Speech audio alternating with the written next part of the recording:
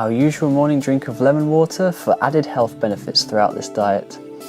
Some advise to use straws if they're doing this every day, but personally we like the idea of giving the bacteria in our mouths a blast of citric acid and then simply brushing our teeth shortly after. Here is one of our usual multi-fruit smoothies. We highly recommend having a plate with different fruit mixtures, and bananas can be great for giving a thick and creamy base. Then simply add a mix of fruit flavors that tickle your fancy, and or integrate some superfoods, healthy veg or nutritional powders too.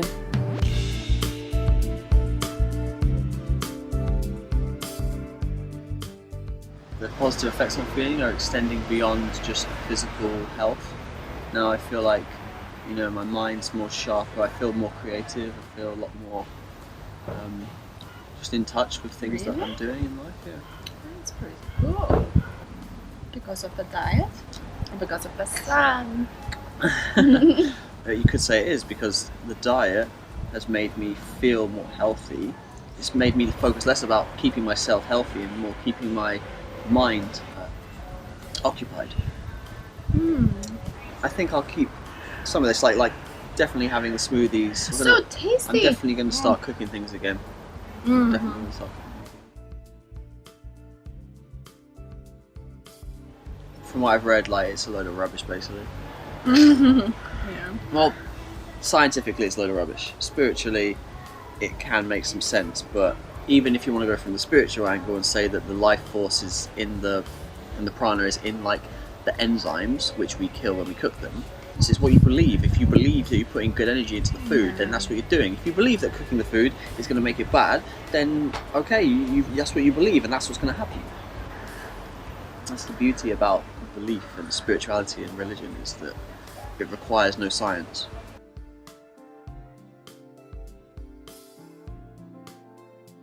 So yeah, anyway, I'm just thinking that this diet is really good for just escaping from mundane feeling, like eating heavy food all the time. That's all I can say, you feel lighter in general. Yeah, you always feel energetic. But for example, for weight loss, I don't think it works. I mean, I didn't lose any weight and I was exercising and eating healthy. You're building up muscle while you're eating less, so really just transferring that straight in. Muscle.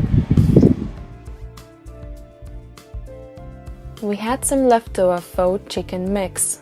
We put this together in a light and refreshing lunch on a base of salad and topped with creamy avocado.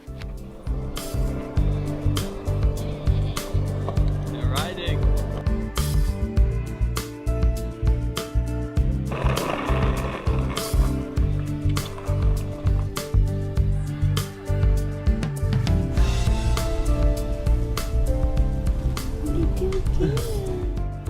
So we just went out for a bike ride and a skate session as well.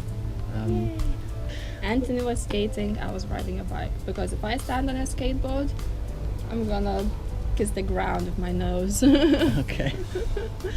We were saying it gives you the motivation to do things you don't normally do because you feel like you have more time, more energy, more to give. More to give to yourself and to your life. I guess. I'd just like to use this moment as a friendly warning to everyone. Please be careful with chemicals that can be poured outside on the streets. Antifreeze or another automotive chemical was likely the poison that killed our lovely cat Guinness shortly after this series was filmed. Please keep in mind that there are hundreds or thousands of wildlife and companions that roam close to the ground around our homes. Please be considerate of the chemicals and waste that you leave around and dispose of such things responsibly. Thank you. This is day 5. Day 6, so the diet's almost come to an end. So much stuff we've cut out, so much stuff so we usually limited. enjoy. But sticking it on Salad every day. Lettuce leaf every time. It's like it's a bit boring. No, it's delicious. Ow! Did I hit you? Sorry. Lettuce leaves are still delicious, but every day it goes fine. Yeah, it's true. Truth. So what's next? Last day tomorrow. This raw patty mixture is super yummy and one of our favorite foods from this entire week. It's extremely easy to blend together and place on or in other vegetables. This is really one that's worth a try.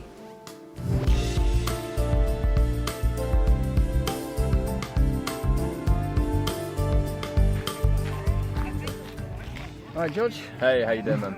Right, so we're here at Vegan Camp Out 2017.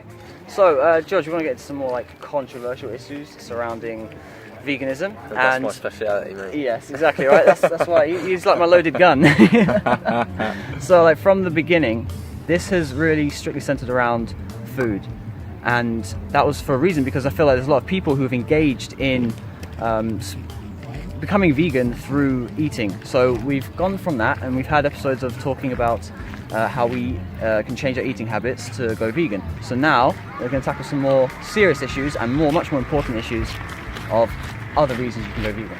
So I mean, if we say that veganism is literally food, I guess it promotes the idea that it's a dietary choice, doesn't it? When it's not. It doesn't matter. The food part is just one small part of veganism. We exploit animals in so many different ways. We enslave them in sports. We put bets on their body for horse racing. You know, we have them we have them pull carts in fields.